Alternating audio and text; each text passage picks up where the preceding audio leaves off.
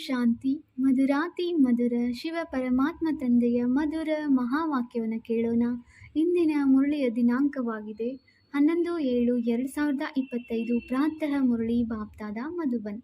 ಮಧುರ ಮಕ್ಕಳೇ, ಮೊಟ್ಟ ಮೊದಲು ಎಲ್ಲರಿಗೂ ತಂದೆಯ ಯಥಾರ್ಥ ಪರಿಚಯವನ್ನು ಕೊಟ್ಟು ಗೀತೆಯ ಭಗವಂತನನ್ನು ಸಿದ್ಧ ಮಾಡಿ, ಆಗ ನಿಮ್ಮ ಹೆಸರು ಪ್ರಖ್ಯಾತವಾಗುವುದು. ಇಂದಿನ ಪ್ರಶ್ನೆಯಾಗಿದೆ, ನೀವು ಮಕ್ಕಳು 4 ಯುಗಗಳಲ್ಲಿ ಚಕ್ರವನ್ನು ಸುತ್ತಿದ್ದೀರಿ. ಅದರ ಪದ್ಧತಿಯು ಭಕ್ತಿಯಲ್ಲಿ ನಡೆಯುತ್ತಿದೆ. ಅದು ಯಾವುದು? ಉತ್ತರ ಆಗಿದೆ, ನೀವು 4 ಯುಗಗಳಲ್ಲಿ ಸುತ್ತಿದ್ದೀರಿ. ಅದನ್ನು ಭಕ್ತಿಯಲ್ಲಿ ಎಲ್ಲ ಶಾಸ್ತ್ರಗಳ ಚಿತ್ರಗಳು ಮುಂತಾದವುಗಳನ್ನು ಗಾಡಿಯಲ್ಲಿ ಇಟ್ಟುಕೊಂಡು 4 ಕಡೆ ಮೆರವಣಿಗೆ ಮಾಡುತ್ತಾರೆ. ಮತ್ತೆ ಮನೆಯಲ್ಲಿ ಬಂದು ಮಲಗಿಸಿ ಬಿಡುತ್ತಾರೆ. ನೀವು ಬ್ರಾಹ್ಮಣರು, ದೇವತೆಗಳು, ಕ್ಷತ್ರಿಯರು ಆಗುತ್ತೀರಿ. ಈ ಚಕ್ರದ ಬದಲು ಅವರು ಪರಿಕ್ರಮಣ ಮಾಡಿಸುವುದನ್ನು ಆರಂಭಿಸುತ್ತಾರೆ. ಇದು ಸಹ ಪದ್ಧತಿಯಾಗಿದೆ. ಓಂ ಶಾಂತಿ.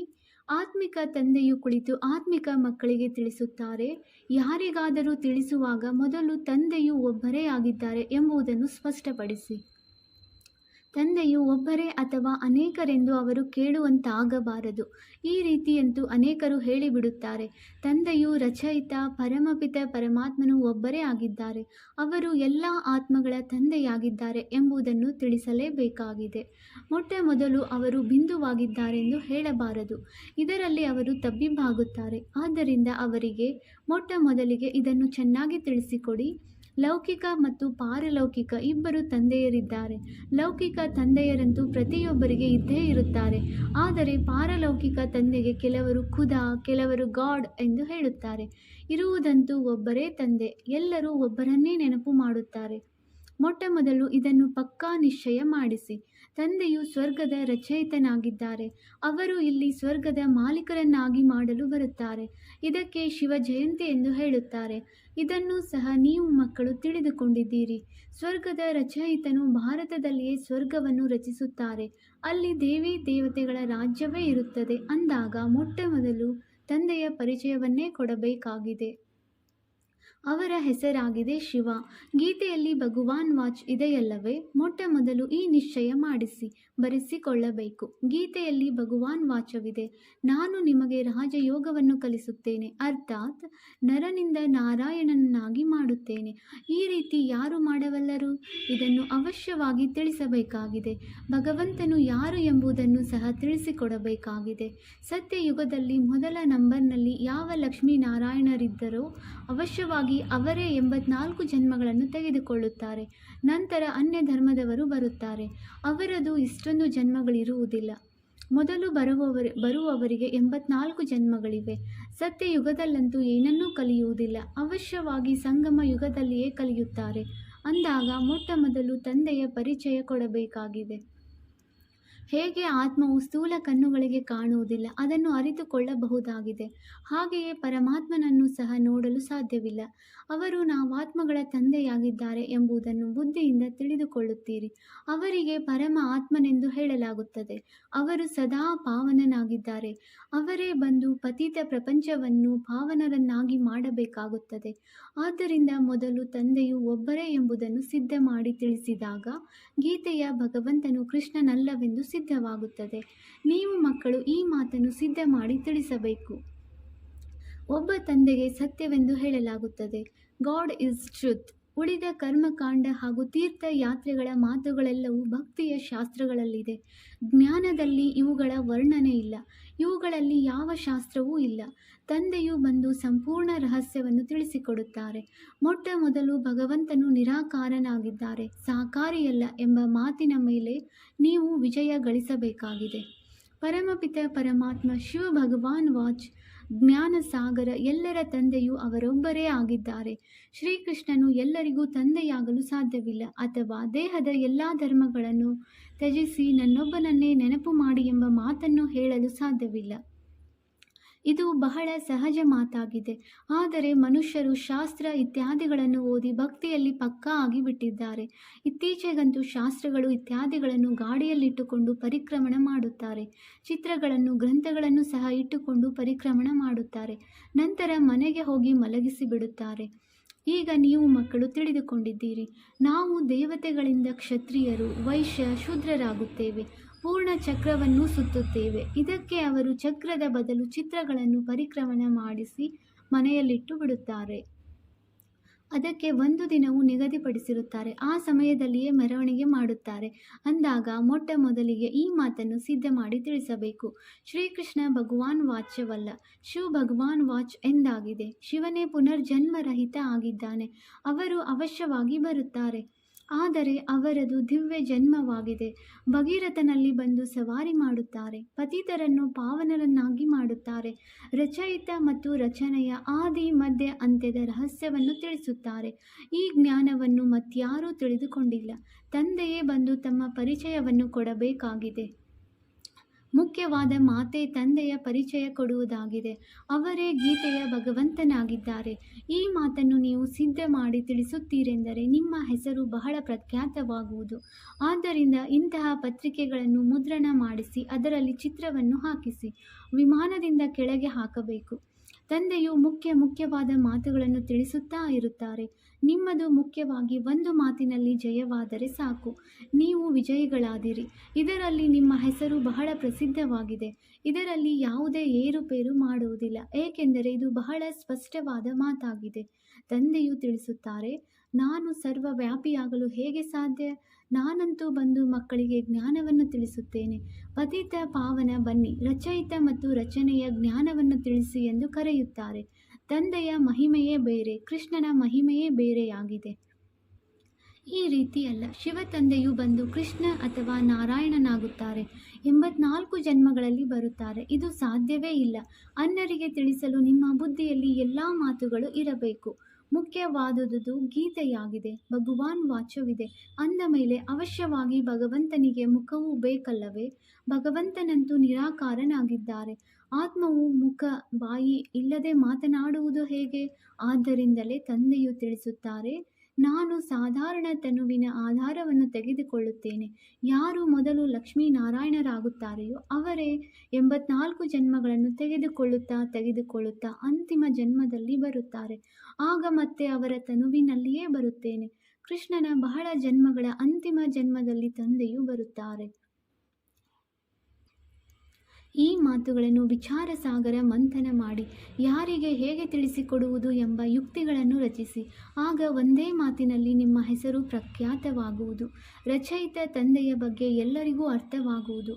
ಮುಂದೆ ಹೋದಂತೆ ನಿಮ್ಮ ಬಳಿ ಅನೇಕರು ಬರುತ್ತಾರೆ.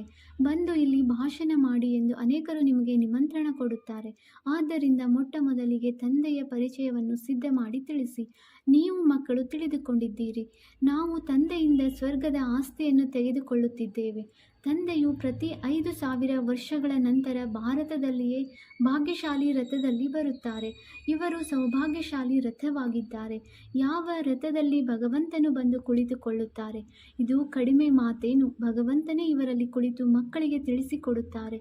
ನಾನು ಬಹಳ ಜನ್ಮಗಳ ಅಂತಿಮದಲ್ಲಿ ಇವರಲ್ಲಿ ಪ್ರವೇಶ ಮಾಡುತ್ತೇನೆ. ಶ್ರೀಕೃಷ್ಣನ ಆತ್ಮವು ರಥವಲ್ಲವೇ? ಅವರೇನು ಕೃಷ್ಣನಲ್ಲ, ಆದರೆ ಕೃಷ್ಣನ ಆತ್ಮದ ಬಹಳ ಜನ್ಮಗಳ ಅಂತಿಮ ಶರೀರವಾಗಿದೆ. ಪ್ರತಿ ಜನ್ಮದಲ್ಲಿ ನಾಮ ರೂಪ ಎಲ್ಲವೂ ಬದಲಾಗುತ್ತಿರುತ್ತದೆ. ಬಹಳ ಜನ್ಮಗಳ ಅಂತಿಮದಲ್ಲಿ ಯಾರಲ್ಲಿ ಪ್ರವೇಶ ಮಾಡುತ್ತೇನೆಯೋ ಅವರೇ ನಂತರ ಕೃಷ್ಣನಾಗುತ್ತಾರೆ. ಸಂಗಮದಲ್ಲಿಯೂ ಬರುತ್ತಾರೆ. ನಾವು ಸಹ ತಂದೆಯ ಮಕ್ಕಳಾಗಿ ತಂದೆಯಿಂದ ಆಸ್ತಿಯನ್ನು ಪಡೆಯುತ್ತೇವೆ. ತಂದೆಯೇ ಓದಿಸಿ ಜೊತೆಯಲ್ಲಿ ಕರೆದುಕೊಂಡು ಹೋಗುತ್ತಾರೆ. ಮತ್ಯಾವುದೇ ಕಷ್ಟದ ಮಾತಿಲ್ಲ. ತಂದೆಯು ಕೇವಲ ಇಷ್ಟನ್ನೇ ತಿಳಿಸುತ್ತಾರೆ, ಮಕ್ಕಳೇ ನನ್ನೊಬ್ಬನನ್ನೇ ನೆನಪು ಮಾಡಿ. ಅಂದ ಮೇಲೆ ಹೇಗೆ ಬರೆಯುವುದು ಎಂದು ಚೆನ್ನಾಗಿ ವಿಚಾರ ಮಾಡಬೇಕು. ಇದೇ ಮುಖ್ಯವಾದ ತಪ್ಪಾಗಿದೆ. ಇದರ ಕಾರಣವೇ ಭಾರತವು ಅಸತ್ಯವಂತ, ಧರ್ಮಭ್ರಷ್ಟ, ಬಡ ಭಾರತವಾಗಿದೆ. ತಂದೆಯು ಪುನಃ ಬಂದು ರಾಜಯೋಗವನ್ನು ಕಲಿಸುತ್ತಾರೆ. ಭಾರತವನ್ನು ಸತ್ಯವಂತ ಧನಿಕನನ್ನಾಗಿ ಮಾಡುತ್ತಾರೆ. ಇಡೀ ಪ್ರಪಂಚವನ್ನೇ ಸತ್ಯ ಪ್ರಪಂಚವನ್ನಾಗಿ ಮಾಡುತ್ತಾರೆ. ಆ ಸಮಯದಲ್ಲಿ ಇಡೀ ವಿಶ್ವದ ಮಾಲೀಕರು ನೀವೇ ಆಗಿಬಿಡುತ್ತೀರಿ. ಆಯುಷ್ಮಾನ್ ಭವ, ಸಂಪತ್ತಿವಾನ್ ಭವ ಎಂದು ಹೇಳುತ್ತಾರಲ್ಲವೇ? ತಂದೆಯು ಸದಾ ಜೀವಿಸಿಯೇ ಇರಿ ಎಂದು ಆಶೀರ್ವಾದವನ್ನು ಕೊಡುವುದಿಲ್ಲ. ಆರಾಮವಾಗಿ ಇರಿ ಎಂದು ಸಾಧುಗಳು ಹೇಳುತ್ತಾರೆ. ನೀವು ಮಕ್ಕಳು ತಿಳಿದುಕೊಂಡಿದ್ದೀರಿ, ಅಮರರು ಅವಶ್ಯವಾಗಿ ಅಮರಪುರಿಯಲ್ಲಿ ಇರುತ್ತಾರೆ. ಮೃತ್ಯು ಲೋಕದಲ್ಲಿ ಅಮರರೆಂದು ಹೇಗೆ ಹೇಳುತ್ತೀರಿ? ಅಂದಾಗ ಮಕ್ಕಳು ಪರಸ್ಪರ ಮೀಟಿಂಗ್ ಮಾಡಿದಾಗ ತಂದೆಯಿಂದ ಸಲಹೆಯನ್ನು ಕೇಳುತ್ತಾರೆ. ತಂದೆಯು ಮುಂಚಿತವಾಗಿಯೇ ಸಲಹೆ ಕೊಡುತ್ತಾರೆ. ಎಲ್ಲರೂ ಬಲೆ ಒಟ್ಟಿಗೆ ಇದ್ದರೂ ಪರವಾಗಿಲ್ಲ, ತಮ್ಮ ತಮ್ಮ ಸಲಹೆಗಳನ್ನು ಬರೆದು ಕಳಿಸಿ. ಸಲಹೆಯನ್ನು ಮುರಳಿಯಲ್ಲಿ ಬರೆಯುವುದರಿಂದ ಎಲ್ಲರ ಬಳಿ ತಲುಪುತ್ತದೆ. 2-3 ಸಾವಿರ ರೂಪಾಯಿಗಳ ಖರ್ಚು ಉಳಿಯುತ್ತದೆ. ಈ 2-3 ಸಾವಿರದಿಂದ 2-3 ಸೇವಾ ಕೇಂದ್ರವನ್ನು ತೆರೆಯಬಹುದು. ಚಿತ್ರ ಇತ್ಯಾದಿಗಳನ್ನು ತೆಗೆದುಕೊಂಡು ಹಳ್ಳಿಗೆ ಹೋಗಬೇಕು. ನೀವು ಮಕ್ಕಳಿಗೆ ಸೂಕ್ಷ್ಮ ವತನದ ಮಾತುಗಳಲ್ಲಿ ಹೆಚ್ಚಿನ ಆಸಕ್ತಿ ಇರಬಾರದು. ಬ್ರಹ್ಮ, ವಿಷ್ಣು, ಶಂಕರನ ಚಿತ್ರದಲ್ಲಿ ಇದರ ಬಗ್ಗೆ ಸ್ವಲ್ಪ ತಿಳಿಸಿಕೊಡಬಹುದು. ಇವರದು ಮಧ್ಯದಲ್ಲಿ ಸ್ವಲ್ಪವೇ ಪಾತ್ರವಿದೆ. ನೀವು ಹೋಗುತ್ತೀರಿ, ಮಿಲನ ಮಾಡುತ್ತೀರಿ, ಬಾಕಿ ಮತ್ತೇನೂ ಇಲ್ಲ. ಆದ್ದರಿಂದ ಇದರಲ್ಲಿ ಹೆಚ್ಚಿನ ಆಸಕ್ತಿಯನ್ನು ತೆಗೆದುಕೊಳ್ಳಬಾರದು. ಇಲ್ಲಿ ಆತ್ಮವನ್ನು ಕರೆಸಲಾಗುತ್ತದೆ. ಅವರನ್ನು ತೋರಿಸುತ್ತಾರೆ. ಕೆಲವರಂತೂ ಬಂದು ಅಳುತ್ತಾರೆ. ಇನ್ನು ಕೆಲವರು ಪ್ರೀತಿಯಿಂದ ಮಿಲನ ಮಾಡುತ್ತಾರೆ. ಕೆಲವರು ದುಃಖದಿಂದ ಕಣ್ಣೀರನ್ನು ಸುರಿಸುತ್ತಾರೆ.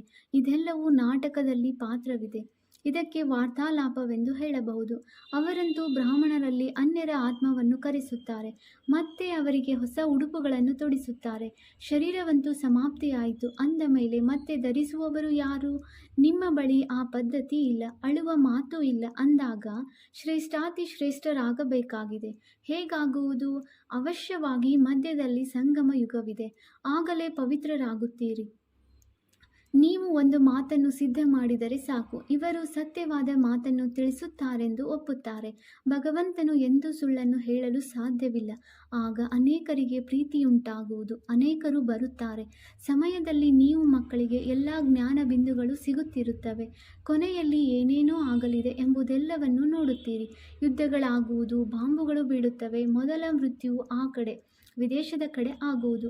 ಇಲ್ಲಂತೂ ರಕ್ತದ ನದಿಗಳು ಹರಿಯುತ್ತವೆ. ನಂತರ ಹಾಲು ತುಪ್ಪದ ನದಿಗಳು ಹರಿಯುವುದು. ಮೊದಲನೆಯದಾಗಿ ವಿದೇಶದಿಂದಲೇ ಯುದ್ಧವು ಆರಂಭವಾಗುತ್ತದೆ. ಭಯವೂ ಅಲ್ಲಿದೆ. ಎಷ್ಟು ದೊಡ್ಡ ದೊಡ್ಡ ಬಾಂಬುಗಳನ್ನು ತಯಾರಿಸುತ್ತಾರೆ. ಅದರಲ್ಲಿ ಏನೇನನ್ನೋ ಹಾಕುತ್ತಾರೆ. ಆದ್ದರಿಂದ ಒಮ್ಮೆಲೆ ನಗರವನ್ನೇ ಸಮಾಪ್ತಿ ಮಾಡಿಬಿಡುತ್ತಾರೆ. ಯಾರು ಸ್ವರ್ಗದ ರಾಜಧಾನಿಯನ್ನು ಸ್ಥಾಪನೆ ಮಾಡಿದರು ಎಂಬ ಮಾತನ್ನು ತಿಳಿಸಬೇಕಾಗಿದೆ. ಸ್ವರ್ಗದ ರಚಯಿತ ತಂದೆಯು ಅವಶ್ಯವಾಗಿ ಸಂಗಮ ಯುಗದಲ್ಲಿಯೇ ಬರುತ್ತಾರೆ. ನೀವು ತಿಳಿದುಕೊಂಡಿದ್ದೀರಿ, ಇದು ಸಂಗಮ ಯುಗವಾಗಿದೆ. ನಿಮಗೆ ತಂದೆಯನ್ನು ನೆನಪು ಮಾಡುವ ಮುಖ್ಯ ಮಾತನ್ನು ತಿಳಿಸಲಾಗುತ್ತದೆ. ಇದರಿಂದಲೇ ಪಾಪಗಳು ಕಳೆಯುತ್ತವೆ. ಯಾವಾಗ ಭಗವಂತನು ಬಂದಿದ್ದರು ಆಗ ನನ್ನೊಬ್ಬನನ್ನೇ ನೆನಪು ಮಾಡಿ, ಆಗ ನೀವು ಸತೋಪ್ರಧಾನರಾಗುತ್ತೀರಿ, ಮುಕ್ತಿಧಾಮದಲ್ಲಿ ಹೋಗುತ್ತೀರಿ ಎಂದು ಕಲ್ಪದ ಹಿಂದೆಯೂ ತಿಳಿಸಿದ್ದರು. ಈಗ ಮತ್ತೆ ಮೊದಲಿನಿಂದ ಚಕ್ರವು ಪುನರಾವರ್ತನೆಯಾಗುತ್ತದೆ. ದೇವತೆಗಳು, ಮುಸಲ್ಮಾನರು, ಬೌದ್ಧರು, ನೀವು ವಿದ್ಯಾರ್ಥಿಗಳ ಬುದ್ಧಿಯಲ್ಲಿ ಈ ಸಂಪೂರ್ಣ ಜ್ಞಾನವಿರಬೇಕು. ನಾವು ಎಷ್ಟು ಸಂಪಾದನೆ ಮಾಡಿಕೊಳ್ಳುತ್ತೇವೆ ಎಂದು ಖುಷಿ ಇರುತ್ತದೆ. ಈ ಅಮರ ಕಥೆಯನ್ನು ಅಮರ ತಂದೆಯೇ ತಿಳಿಸುತ್ತಾರೆ. ನಿಮಗೆ ಅನೇಕ ಹೆಸರುಗಳನ್ನು ಇಟ್ಟಿದ್ದಾರೆ. ಮುಖ್ಯವಾಗಿ ದೇವತೆಗಳು. ನಂತರ ವೃದ್ಧಿಯಾಗುತ್ತಾ ವೃಕ್ಷವು ವೃದ್ಧಿಯಾಗುತ್ತಾ ಹೋಗುತ್ತದೆ. ಅನೇಕ ಧರ್ಮಗಳು ಅನೇಕ ಮತಗಳಾಗಿ ಬಿಡುತ್ತವೆ. ಈ ಒಂದು ಧರ್ಮವು ಒಬ್ಬರ ಶ್ರೀಮತದಿಂದಲೇ ಸ್ಥಾಪನೆಯಾಗುತ್ತದೆ. ಎರಡನೇ ಮಾತಿಲ್ಲ. ಈ ಆತ್ಮಿಕ ಜ್ಞಾನವನ್ನು ಆತ್ಮಿಕ ತಂದೆಯೇ ತಿಳಿಸಿಕೊಡುತ್ತಾರೆ. ಅಂದಾಗ ನೀವು ಮಕ್ಕಳು ಖುಷಿಯಲ್ಲಿರಬೇಕು. ತಂದೆಯು ನಮಗೆ ಓದಿಸುತ್ತಾರೆ ಎಂದು ಮಕ್ಕಳಿಗೆ ತಿಳಿದಿದೆ. ನೀವು ಅನುಭವದಿಂದ ಹೇಳುತ್ತೀರಿ ಅಂದ ಮೇಲೆ ನಿಮಗೆ ಈ ಶುದ್ಧ ಅಹಂಕಾರವಿರಬೇಕು.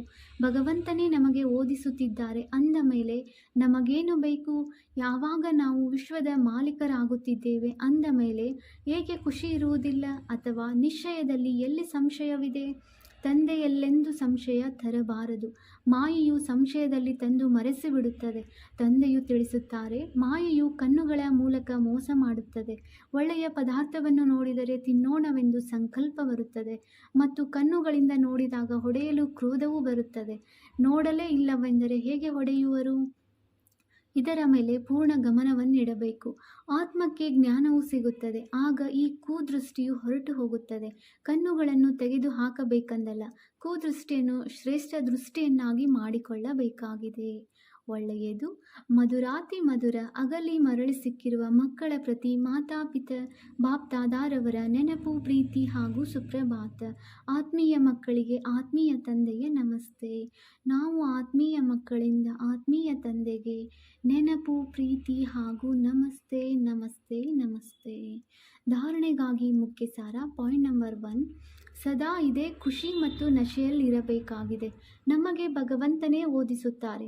ಯಾವುದೇ ಮಾತಿನಲ್ಲಿ ಸಂಶಯ ಬುದ್ಧಿಯವರಾಗಬಾರದು. ಶುದ್ಧ ಅಹಂಕಾರವನ್ನು ಇಟ್ಟುಕೊಳ್ಳಬೇಕಾಗಿದೆ. ಪಾಯಿಂಟ್ ನಂಬರ್ 2, ಸೂಕ್ಷ್ಮವತನದ ಮಾತುಗಳಲ್ಲಿ ಹೆಚ್ಚಿನ ಆಸಕ್ತಿಯನ್ನಿಡಬಾರದು. ಆತ್ಮವನ್ನು ಸತೋಪ್ರಧಾನವನ್ನಾಗಿ ಮಾಡಿಕೊಳ್ಳುವ ಸಂಪೂರ್ಣ ಪುರುಷಾರ್ಥ ಮಾಡಬೇಕಾಗಿದೆ. ಪರಸ್ಪರ ಸಲಹೆ ತೆಗೆದುಕೊಂಡು ಎಲ್ಲರಿಗೆ ತಂದೆಯ ಯಥಾರ್ಥ ಪರಿಚಯವನ್ನು ಕೊಡಬೇಕಾಗಿದೆ.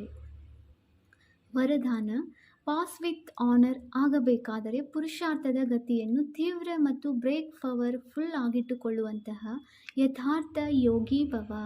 ವರ್ತಮಾನ ಸಮಯ ಪ್ರಮಾಣ ಪುರುಷಾರ್ಥದ ಗತಿ ತೀವ್ರ ಮತ್ತು ಬ್ರೇಕ್ ಪವರ್ಫುಲ್ ಆಗಿರಬೇಕಾಗಿದೆ.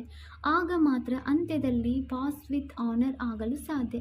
ಏಕೆಂದರೆ ಆ ಸಮಯದ ಪರಿಸ್ಥಿತಿಗಳು ಬುದ್ಧಿಯಲ್ಲಿ ಅನೇಕ ಸಂಕಲ್ಪಗಳನ್ನು ತರುವಂಥದ್ದಾಗಿರುತ್ತವೆ. ಆ ಸಮಯದಲ್ಲಿ ಎಲ್ಲ ಸಂಕಲ್ಪಗಳಿಂದ ದೂರ ಒಂದೇ ಸಂಕಲ್ಪದಲ್ಲಿ ಸ್ಥಿತರಾಗಿರುವ ಅಭ್ಯಾಸ ಇರಬೇಕಾಗುತ್ತದೆ. ಯಾವ ಸಮಯದಲ್ಲಿ ವಿಸ್ತಾರದಲ್ಲಿ ಹರಡಿಕೊಂಡಿರುವ ಬುದ್ಧಿ ಇದ್ದಲ್ಲಿ ಆ ಸಮಯ ಸ್ಟಾಪ್ ಮಾಡುವ ಅಭ್ಯಾಸ ಬೇಕಾಗಿದೆ. ಸ್ಟಾಪ್ ಎಂದ ತಕ್ಷಣ ಸ್ಟಾಪ್ ಆಗಿಬಿಡಬೇಕು. ಎಷ್ಟು ಸಮಯ ಇಚ್ಛಿಸುವಿರೋ ಅಷ್ಟು ಸಮಯ ಬುದ್ಧಿಯನ್ನು ಒಂದೇ ಸಂಕಲ್ಪದಲ್ಲಿ ಸ್ಥಿತ ಮಾಡಬೇಕು. ಇದೇ ಆಗಿದೆ ಯಥಾರ್ಥ ಯೋಗ. ಸ್ಲೋಗನ್: ತಾವು ವಿಧೇಯ ಸೇವಕರಾಗಿರುವಿರಿ, ಆದ್ದರಿಂದ ಸೋಮಾರಿಯಾಗಬಾರದು. ಸೇವಕ ಎಂದರೆ ಸದಾ ಸೇವೆಯಲ್ಲಿ ಉಪಸ್ಥಿತ. ಅವ್ಯಕ್ತ ಸೂಚನೆ: ಸಂಕಲ್ಪ ಶಕ್ತಿಯನ್ನು ಜಮಾ ಮಾಡಿ ಶ್ರೇಷ್ಠ ಸೇವೆಗೆ ನಿಮಿತ್ತರಾಗಿ. ಹೇಗೆ ಇಂಜೆಕ್ಷನ್ ಮೂಲಕ ರಕ್ತದಲ್ಲಿ ಶಕ್ತಿ ತುಂಬುತ್ತಾರೆ, ಇದೇ ರೀತಿ ನಿಮ್ಮ ಶ್ರೇಷ್ಠ ಸಂಕಲ್ಪಗಳ ಇಂಜೆಕ್ಷನ್ ಕೆಲಸ ಮಾಡುವುದು. ಸಂಕಲ್ಪಗಳ ಮೂಲಕ ಸಂಕಲ್ಪಗಳಲ್ಲಿ ಶಕ್ತಿ ಬಂದು ಬಿಡುವುದು. ಈಗ ಈ ಸೇವೆಯ ಬಹಳ ಅವಶ್ಯಕತೆ ಇದೆ. ಸ್ವಯಂನ ರಕ್ಷಣೆಗಾಗಿ ಶುಭ ಹಾಗೂ ಶ್ರೇಷ್ಠ ಸಂಕಲ್ಪಗಳ ಶಕ್ತಿ ಹಾಗೂ ನಿರ್ಭಯತೆಯ ಶಕ್ತಿಯನ್ನು ಜಮಾ ಮಾಡಿ. ಆಗ ಅಂತ್ಯ ಸುಗಮ ಹಾಗೂ ಬೇಹದ್ದಿನ ಕಾರ್ಯದಲ್ಲಿ ಸಹಯೋಗಿಯಾಗಿ ಬೇಹದ್ದಿನ ವಿಶ್ವದ ರಾಜ್ಯ ಅಧಿಕಾರಿಯಾಗಲು ಸಾಧ್ಯ. ಓಂ ಶಾಂತಿ.